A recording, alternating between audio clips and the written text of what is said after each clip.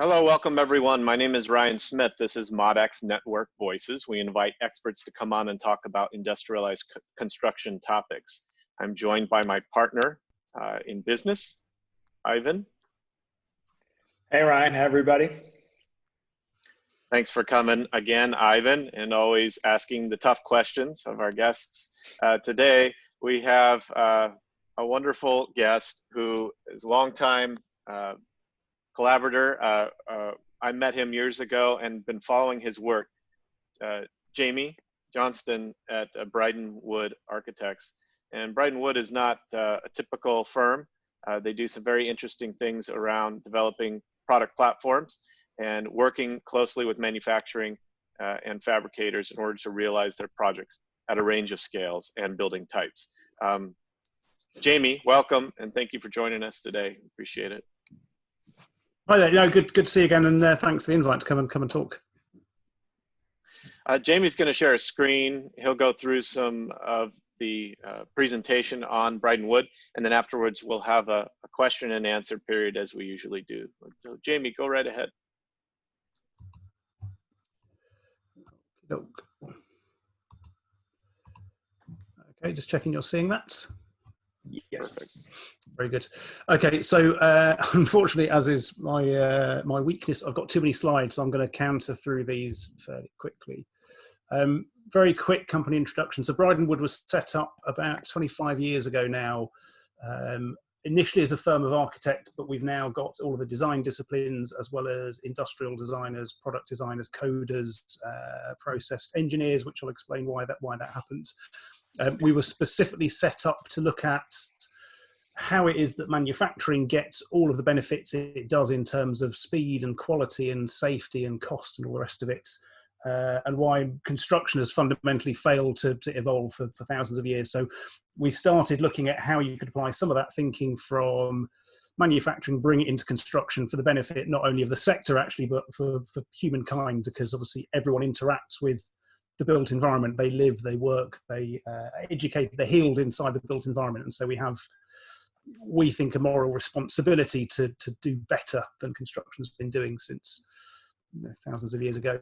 One of the things we've learned or been trying to do is crack the tension between the level of standardization that manufacturing likes and the kind of repeatability that you want to really drive an efficient manufacturing process, and the level of variability and specificity that clients and sites want for their projects. So no one wants to have a cookie cutter project. No one wants to have a building which is compromised by the manufacturing system. So we've been working at, I think, quite a granular level, just the way that automotive does, to say, well, how can we get these kits of parts which apply standardization at a kind of component level, but can be mass customized to make very, very different building types. And this is a sort of an evolution we've been on for, say, a couple of decades now. And this includes, you can see here, aviation projects, healthcare, pharmaceuticals, housing. So we've worked almost across all the sectors, I would say now, data centers, industrial, etc. So the other thing that we've been really interested in is how can we take learning from one sector and start to cross-fertilize it into other sectors? Because one of the failings that we perceive is that people get very sector-based and don't look outside of their sector. So we started using this term a few years ago that we nicked deliberately from automotive platforms, which is this idea of configurable kits of parts. So as I say, we started noticing that whilst people kind of celebrate the complexity of their sector, if you look across sectors, there's quite a lot of commonality. So for instance, lots of buildings have about an 8-meter span. And that's because it's the depth at which you can get natural light into a building. So that's to do with people, and it's nothing really to do with sector. But you'll see that schools and apartment buildings and healthcare wards and things all have about an 8-meter span for that reason. So we said if you could start to analyze or look for commonality across lots of different building types, you could start to derive the common kit of parts that would get you into the kind of numbers and repeatability the manufacturing likes, while still getting you that kind of flexibility. So that's how you start to solve this tension and start to make a fundamental shift. and everyone knows actually how to do this. So probably most people now have built some IKEA furniture, and it doesn't matter whether you made a wardrobe or a bed or a chest of drawers or a bookshelf. A load of the components would have been the same each time. So the knockdown fittings, the screws, the process was the same each time. You had a manual and you needed 2 tools. So there's quite a lot of familiarity actually with this way of working. And again, you go to IKEA, you buy things as a kit of parts, you bring it home, you make the wardrobe where you want the wardrobe to be, and you're done. You kind of know that's a lean, effective process. So we're starting to think, how can we get that into construction? So we've been working with the UK government. I was part of the BIM task group, so we've been getting them into BIM initially, and we said that's not an end state, that's an enabler, or digital is an enabler of the things that will follow.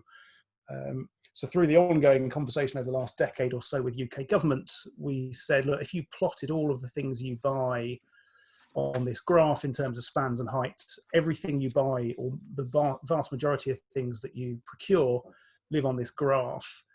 And you could imagine a kind of a kit of parts which does you small scale cellular accommodation for Ministry of Justice, single living and family living for the armed services, kind of mid-span kit of parts that does schools, apartment buildings, healthcare facilities, and a big empty shed kit of parts, and you'd be done. So vast majorities of the public sector spend could be done with a very small number of components. So this strategy has been picked up by government, and we're now pushing it through the different departments. So broadly, we think in terms of, sort of types of building that are served by these. So we've internally started describing the platform 0, 1, 2, 3, and 4. You can see them here.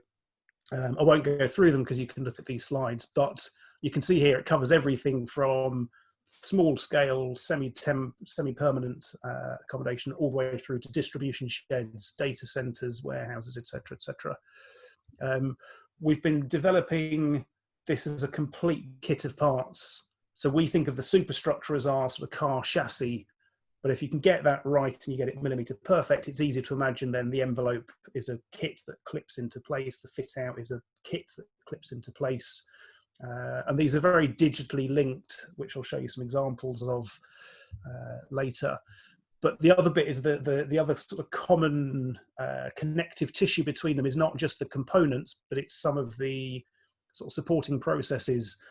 So for instance, we use automated creation of our models now. Once we've learned how to do that in one sector, it's very easy to then put that across all of the sectors. Robotic welding of components, once we've nailed it for one platform, a lot of the learning can then be cross-fertilized. So again, you can see here where we're starting to develop some of these sort of more manufacturing techniques, test them in one platform, and then almost instantly it has benefits for the others. And the same with some of the temporary works, the props, the shuttering. I'll zip through these and show some of the videos of how this goes together. What it means is that we're getting much closer to raw material costs. So in the UK, if you buy raw steel, it's about £800 a tonne. If you buy a fabricated frame, it's about £2,500 a tonne. Because you pay for the steel to be moved multiple times, handled multiple times, have lots of different processes, we've split out the frame into commodities. So the kind of steel columns are literally standard sections brought to site, like your IKEA wardrobe. All of the intelligence goes into those brackets, and we only ever need those brackets. Those are your IKEA connectors. And it means that we can distribute the manufacture of those components quite widely. Because they're color coded, we can de-skill the workforce, and we can literally build the same superstructure for about half price. Because just like manufacturing, we've got repeatability of components. You can then spend a lot of time optimizing all the components. So this is a comparison between traditional residential scheme, quite lean design, and our version. And you can see here significantly less material. And now we're working with concrete suppliers on low carbon concrete. We're talking to steel suppliers about steel which is manufactured in plants which are powered by fuel cells. So the carbon content of these materials is about to plummet. We're obviously on track to make this, we think, the lowest carbon form of construction. It's also very quick, which I'll show you in a second, but because that kit of parts, again, doesn't take you long to make an IKEA wardrobe, it doesn't take you long to put one of these frames together. And one of the other things that we found interesting, because of that color coding componentization kit of parts, we're actually using non-construction people to build these things. So this is a team of ex-British Army Gurkhas who build pharmaceutical facilities. So no construction training, but they can build you a pharmaceutical facility. And we've built sections of Heathrow Airport using people from the local job centre. So one of our big problems in construction is the aging demographic skills gap. The fact we can take non-construction people, train them up, and they can work incredibly productively solves that problem, creates new jobs, creates better jobs, increases the investment in local communities. So we do things like this. You saw those color-coded components. One of the automated outputs from our model is that top left schema. We then physically color code the trusses. We then give those guys colored brackets and say, line them up. And they're not thinking, measuring, losing bits. They're just going through that process, and they will build you a millimeter perfect superstructure in a fraction of the time. We put data matrices on every component, so we track the digital life. We can put the instruction manual. It also obviously opens up the possibility, once you're into that kind of level of repeatability of automation. So we're now investigating where it's appropriate to apply robotics in welding, for instance, again, to improve the quality and increase productivity. And this is our prototyping center. So again, weird for an architect to prototype things, but this is looking at what level of automation is appropriate on a construction site. And you can see here, we've got literally 4 people, color-coded components, simple assembly processes. They're actually building commercial office superstructure. Whole thing's built from the slab below, so you lift all the components into place. No tower cranes, no heavy plants. We pump the concrete from below. We level it using robots. So a tiny team of people can build a commercial office superstructure with a handful of components, a handful of process, and a little bit of automation. So we're dramatically reducing numbers of people on site and dramatically increasing speed and productivity. That's fascinating. We also then, you can imagine, once we have our library of digital components, we can automate the creation of the models. So this is actually showing how we don't model a superstructure. We put in some key constraints and parameters. The algorithm automatically generates a data set of the components it needs, and the BIM model is a result of that. So the BIM model is just one view of a data set. We don't need the BIM model, actually. We can procure and install without it. But if you want to see the BIM model, you press a button and it generates it automatically. So again, rather than BIM being the kind of central source of the truth, as used to be, the BIM model is now a view of a data set, which is describing a digital library of components, which is starting to change the way we design buildings.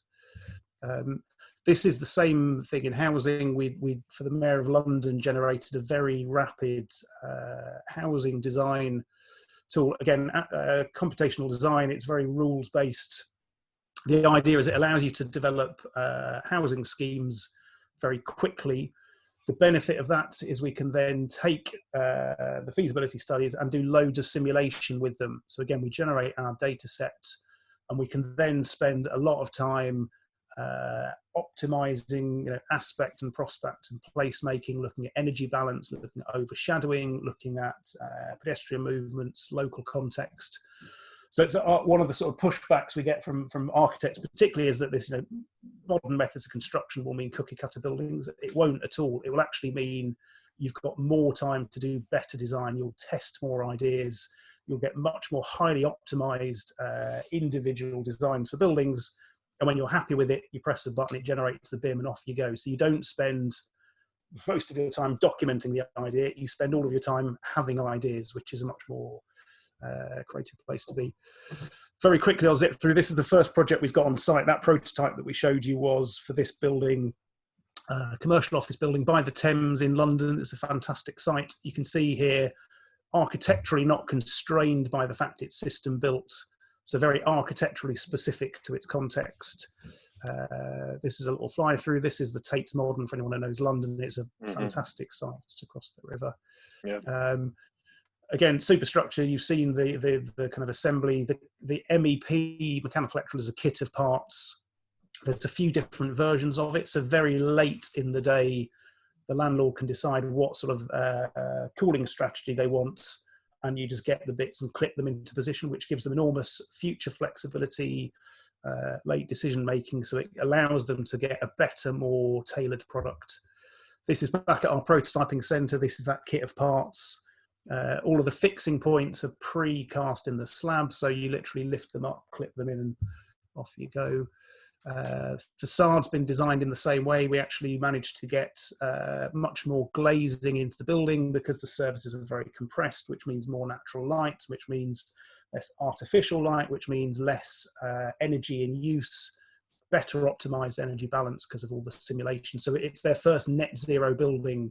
So we've got a fantastically high performing building, much better, easier to run, all the benefits of manufacturing while still being a very, very site-specific project. And these are the sorts of numbers that Landsec, they're the biggest, UK's biggest private developer. They're the first people to really run with this. Government have been building certain things like this, but Landsec are the first private sector. So on their first project, you can see here more area in the building, which given that's their business's renting area, that's gold dust. Lower capital cost, less material, less embodied carbon, quicker, fewer operatives.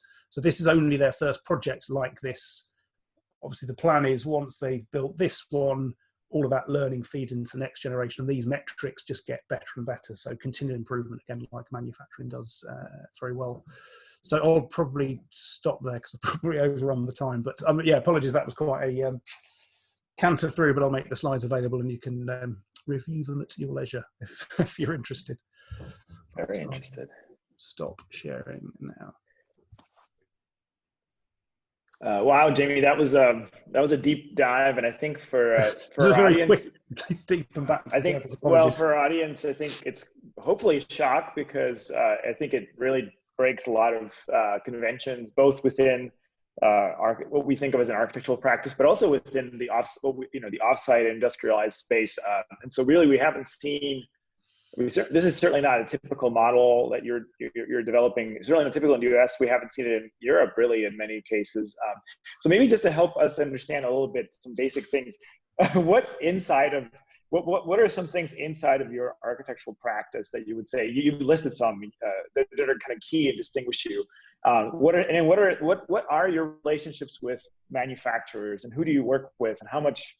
And how are they different from a typical steel fabricator? Is your relationship different to a steel fabricator? We really start with that. What's inside, what's immediately outside, and how do those connect in ways that might be different than you're an architect, you know what conventional practices, but even in the UK, even offsite industries operates quite differently than the way you guys have set up.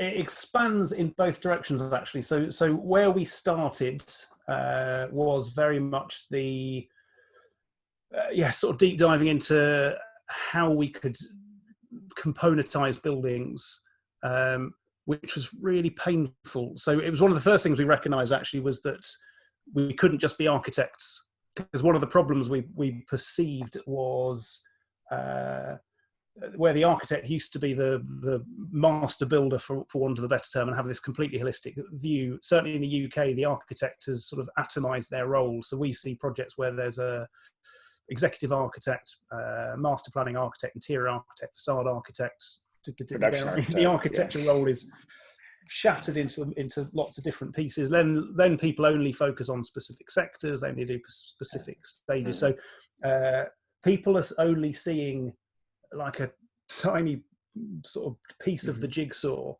and obviously to do the stuff we're doing, manufacturing doesn't recognize sector boundaries or stage boundaries, or they're kind of artificial boundaries we've put in place through the kind of way we currently design and procure buildings. So we thought we're going to have to firstly get all the other design disciplines, because I can't have a thing with a structural zone, pipe zone, duct zone, cable tray, and get these enormous sort of ceiling voids. So we recognised we had to be more integrated than had been achieved before. We also took some fairly unusual steps that we kept developing ideas for buildings that technically could be achieved, but the construction market wasn't interested in doing them. So we started doing first run studies, prototypes, We eventually ran our own factory for about 8 years. We don't have that anymore, but prototyping. Again, and when you say what kind of, so just even that, like what kind of factory, what kind of systems were included? What was the, what kind of components, what was being made then? It was to make, we were making small schools. We'd done a whole load of, we'd done some evidence on schools and found that schools in use, because they're quite energy efficient, actually the embodied carbon in schools is much, much bigger than the kind of energy in use. And because it was hard to calculate, I mean, this is what 2004, 5, no one else was looking at this. We thought, what you need is a low embodied energy school system. So we developed a timber-based system, started prototyping these things. We built some prototypes of various things before that. We used to, I mean, one of my first jobs when I joined Bryden Wood, I used to make dimensionally correct mock-ups of things, but out of all the wrong materials. So I'd use foam board and MDF and plywood and things. We'd make a thing that was the right size, but the wrong materials to test, how the spatial things worked. And that kind of evolved into then doing more and more. Eventually we started using these guys who were boat builders actually. So we would model something, laser cut the bits, send them to these guys in Southampton with a barn. And because they were boat builders, not builders, and they didn't know that's not how you built a building, they go, yeah, seems sensible, I'll bolt that. Eventually that turned into them running the factory with us because it was a timber-based system. Obviously they're boat builders and they had to make timber. So that was a very strange step, but we realized we had to do that to prove the benefits. So what we've often found, again, in the kind of, certainly the way UK set up, architect does a design, hands it to a contractor, who then value engineers it, which means actually strip out the design, turn it into a cheap version of a less good thing, and then overrun the cost and things. So we said, no, for us to do the things we want to, we have to keep complete control, and that means we're going to have to own the process right through to the fabrication. So we started using the factory really as a, while we're making the schools, we would also prototype systems that were too big for us to deliver, so healthcare systems. And so I'm not going to build a hospital, but I can develop the system. And then rather than go out to the market and say how much for a steel frame, would say how much to fill that mold 1,000 times with concrete. And by the way, it's this much concrete, takes this long to cure, strike times this, should be about this, the cost should be this plus or minus, overhead and profit. So we're almost started reverse auctioning things out to the market. But we found we had to have that level of understanding ourselves to keep control of it all the way through, which was quite painful, it turns out. Now it's, in retrospect, looks like a good idea, but at the time it was fairly difficult. So do you offer... So you had a factory, you got rid of, you had a factory, but then you got rid of the factory, which is interesting because it suggests to me that the factory, it seemed like that was more of a way for you to learn how to work as in the manufacturing logic, not so much the production side was almost secondary. It sounds very like a young Frederick Taylor to me, by the way, but that's a different story. But actually we all think that that it's about efficiency, but often it's just about learning the actual system itself through the process of doing it. So that's because then what made you decide to get out of the factory? I mean, you had a factory, you had a production space. Now you're very disencumbered, and I know in our previous call you have a very different perspective on even vertical integration. So but you needed that experience. So you needed the factory experience, and you decided that you don't need it anymore. Why not? We needed it to prove the point. So we had to take a few projects through to the end to get the metrics to say it definitely works. If you take it all the way through, it works, and here's the proof. So we had to have that to build that evidence base, but the cash flow and the stress and the risk of owning a factory going, oh man, do we have to do this? So once we'd proven the point, we said, actually, we liked having the ability to prototype things. That's fantastic. So you kept that, you got rid of the rest of it, and you walked away with actual manufacturing knowledge. Sorry. Yeah. Ryan. So the video I showed of that automated construction, that was taken last year. So we still have, a really good prototyping facility, but it doesn't have to have the commercial pressure of having to pay for itself and generate revenue. It's an overhead. We just pay for that. Clients come and use it. People pay for the space, but it doesn't need to make money in the way that if you've got a factory, you need to amortize the cost. You go, oh, I need schools, I need stuff going through it. So we kind of disentangled the commercial stress of running a factory with the ability to make things at one-to-one scale and go, oh, now I can enjoy it a bit more maybe. What do your contractual relationships look like now, Jamie, between these manufacturers and yourselves, fabricators?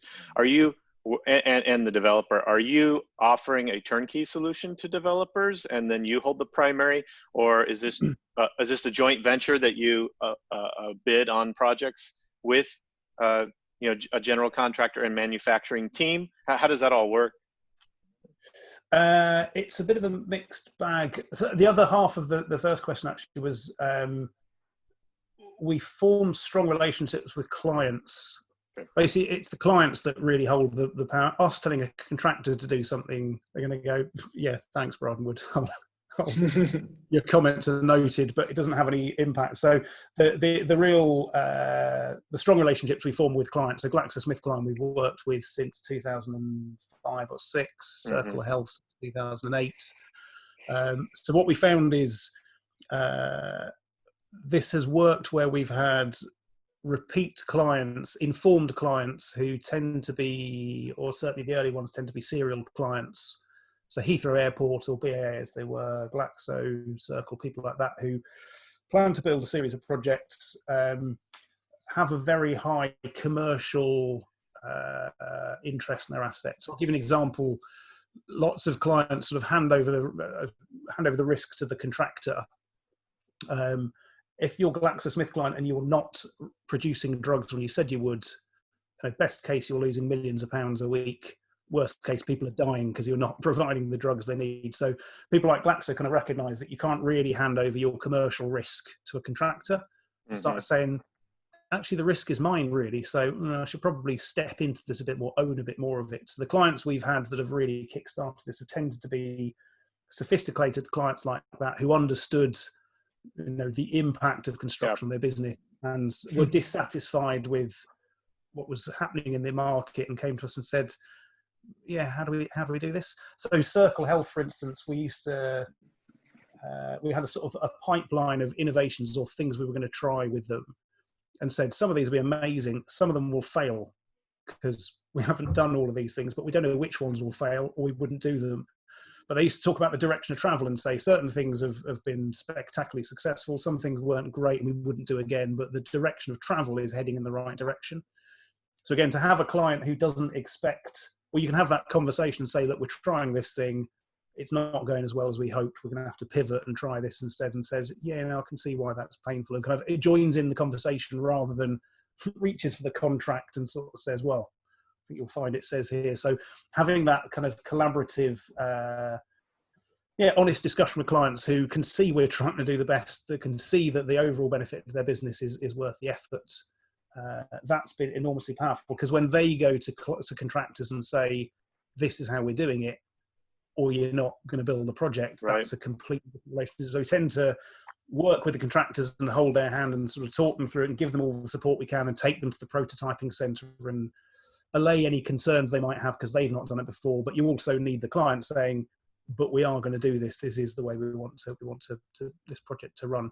Which is why it's so important for us that the UK government has taken a real interest in this because they're the biggest client, they've got the longest pipeline, they've got the biggest long-term interest in the assets, and they're the people who no single client has enough clout really to change the industry, whereas UK government certainly has the capability to shift the UK industry, and we're hoping that it sort of propagates out from there. But yeah, clients are essential. You can't just do it with the contractors. I found it fascinating that this all started, it seemingly, you can confirm, on the back of the UK government's BIM initiative.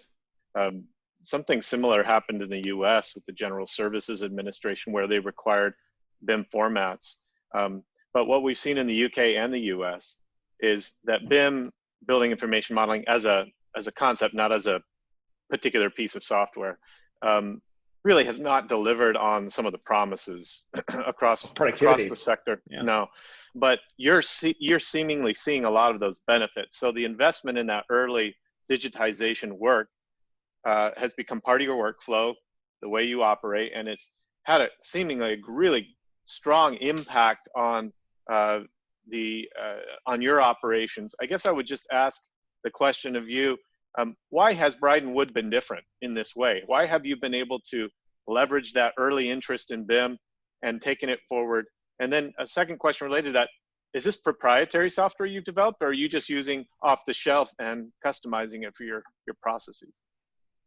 It's a good question. So I'll answer the second bit first. So all of the apps we've developed, so Prism, which is the housing design app, Seismic is the school design app, all of that is open source. The code is on GitHub. You can download the code. So we've deliberately not patented any of that. We've made it totally available. There are things we're doing for specific clients. We're doing digital configurators for specific clients who are asking a very specific thing, and so they want to own that piece of code. But the ones we've done for sort of general use, we've completely open source and said, yeah, it's the industry needs this.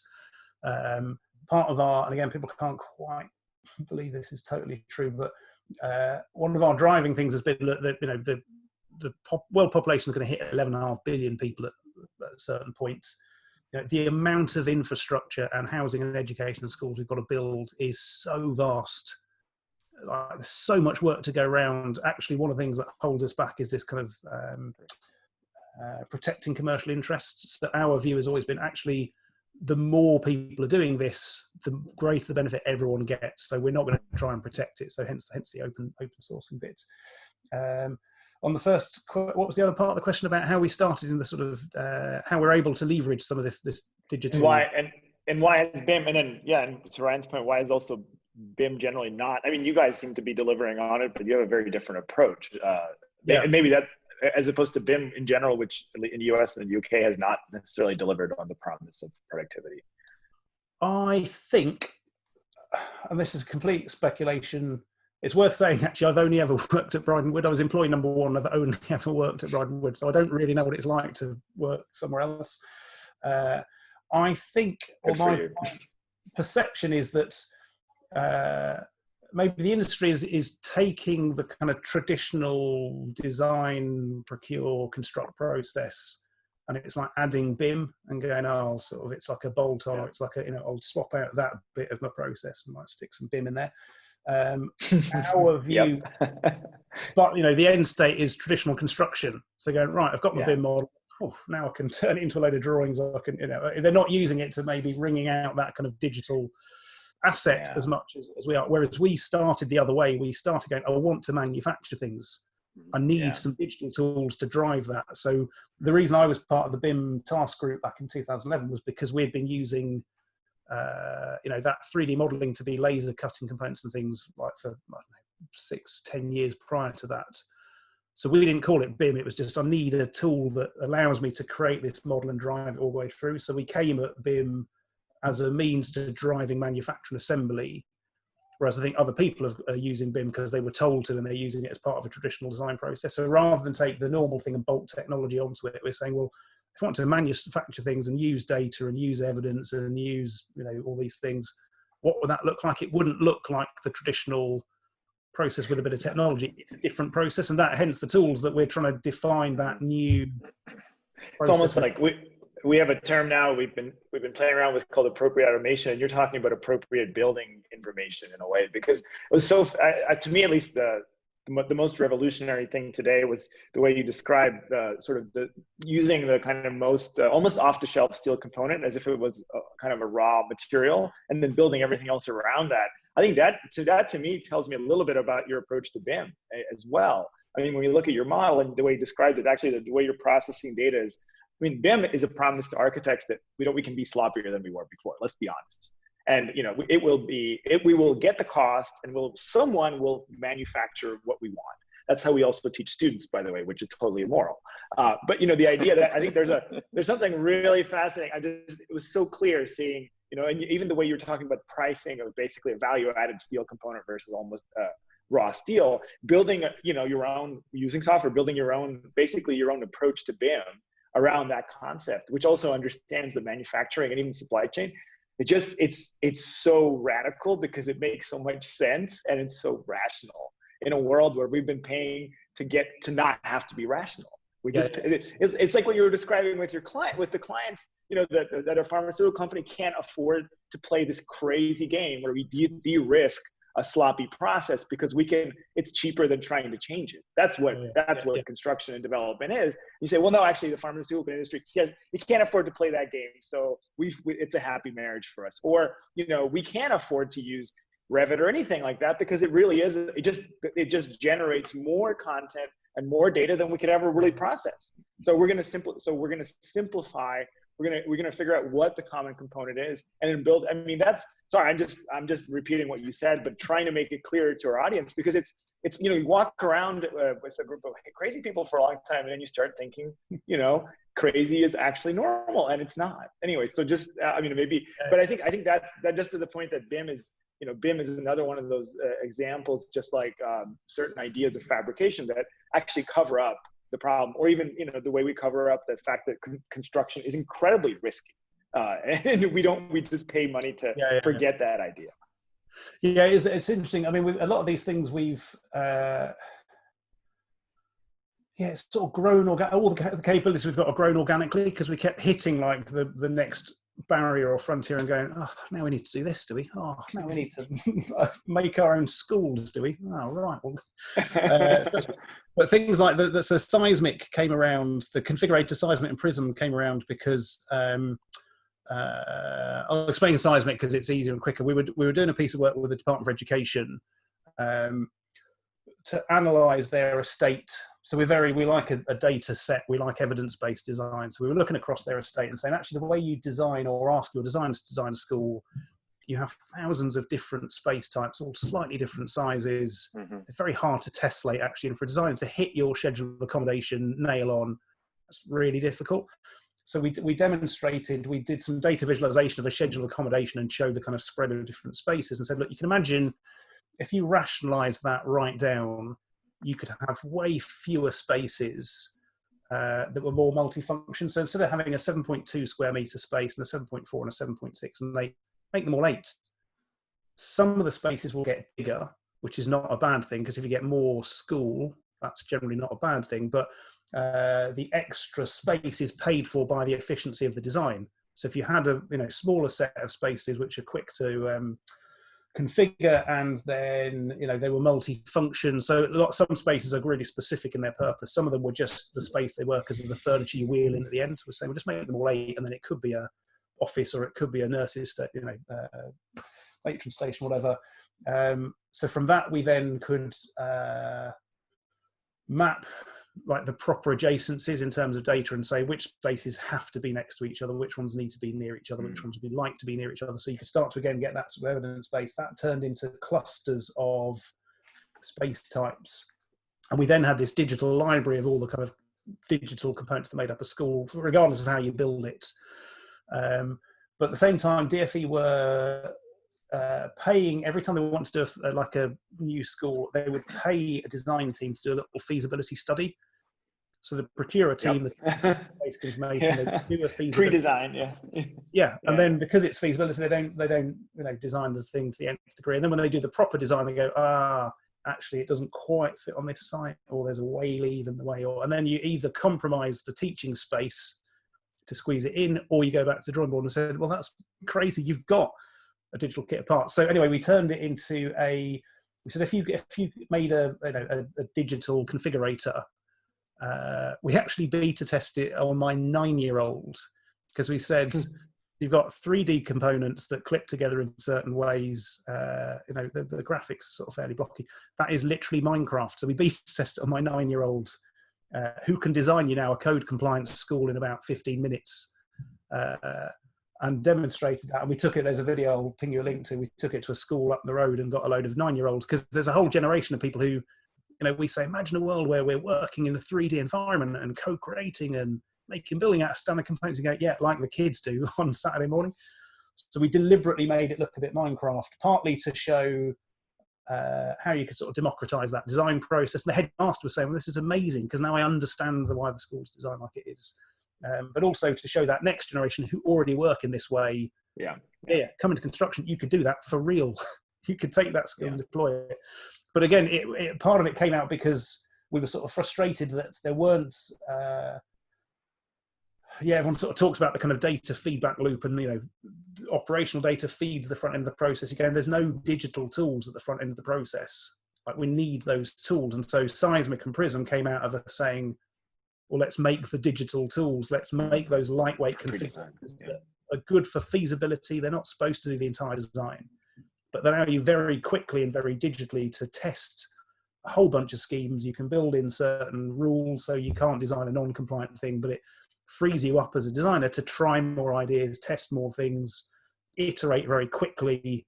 So whereas a traditional architect, you might do 2 or 3 concepts for a client, you know, we can get an algorithm that will generate you 5,000, 50,000 completely compliant, you know, things. And then you say, well, how do you want to down select? Do you want the ones that have the most space take, least space take, best interconnectivity? You sort of down select from this enormous search area.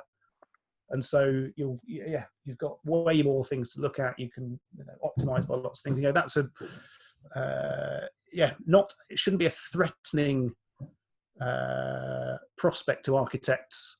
You know, it's just another tool that you can use to do more design and better design and spend more time generating ideas. I think. Well, it's threatening in a context like in the US, where 80 meters is a fantasy. We have depths, you know, you can't imagine. I don't know if you're familiar with the codes in the US, but like we have 14, 16. They're the kind of limitations that you have in Europe for daylight and for psychology, for people not going crazy and shooting everyone because they live in a cave and work in a cave. We don't have those. So, you know, if we were to apply the same thinking in the US, we would get, you know, buildings that we shouldn't live in. So I'm just saying, like the AI, just as a kind of as a bit of a, you know, a techno dystopian view, is that I think, you know, the kind of, all the things you're describing also are backed up by like 25 years of actually understanding how things work in the material and social world. But the problem we have is we often hear, especially for academic colleagues more than industry, is that, you know, the AI is going to solve these things. And actually, you've developed tools, you've developed proprietary tools based on kind of real world knowledge and experimentation, which we haven't seen in all of the big muscle flexing and technology that's been going on in architecture in the US. Yeah. It's either there to serve complex form, or even worse, some kind of ambiguous, you know, mathematically driven optimization that's not based on, you know, real human need. So we're very careful not to, so we don't talk about machine learning and AI and some of the sort of buzzwords going, it's not that. We talk about computational design. So it's not actually, doesn't do the design for you, but it encodes all the things that you would have to look up and all the tables and all the kind of, it just fast tracks all of that. So it doesn't do the design. It's not generating the design in that sense. It encodes 8 years that you've invested in that factory that you got rid of. That's the way I would explain it. Yeah, it's taking all that stuff. It's extracting the things that you've researched and making them shorthand. It's not replacing the need to actually understand what the hell is going on in the world.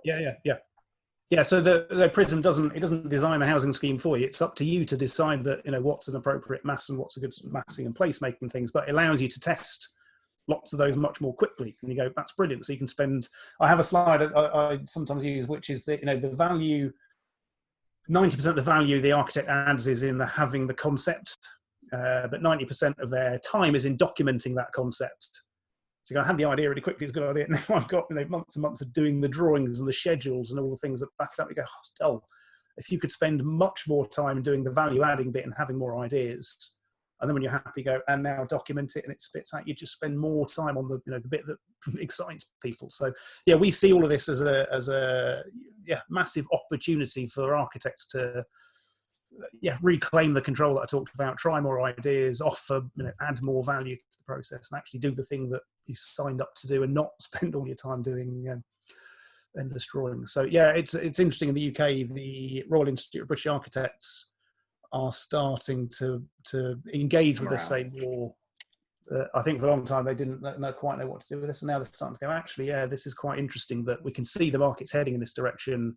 We can see actually the things you're doing, the tools you're developing are, just another thing that the architects have in their tool bag. It's another way of looking at the problem. So our creative technologies team that does all this coding, does all the creates all the apps. I think 98% of them are architects. So it's not like it's some kind of data team that's foisting this. This is architects generating these pieces of tools for architects. That's because these are the tools that we need in the modern world. These are the tools that we need. This is how we leverage the computing power that everyone else is getting their hands on for the power of better design. So yeah, we think it should be a quite a interesting conversation. But you can imagine some people are very, very nervous about what we're doing, going, oh, it sounds like it's going to be AI taking over and cookie cutter buildings and it's the death of good design. Again, no, it's not like that. I think go back to the 11.5 billion people. If we don't use these tools, I think we won't have enough time. I haven't got time to design every one of these schemes traditionally from scratch. But you need a leg up. You need something to fast track that process. So we're trying to create the tools that will help do that. And the fact they're open source, if you don't like them, well, take the code and make a better one. Go on. Off you go. Jaime Johnston, thank you for coming and spending time on Modex Network Voices and sharing the work of Bryden Wood architects. Very innovative. I think it also represents sea change that we're going to see, and you're leading the way, in the next decade or two. Thanks for joining us, and see everyone next time on Modex Network. Yeah, thanks again for that. Thanks for the Thanks, chat. Jamie.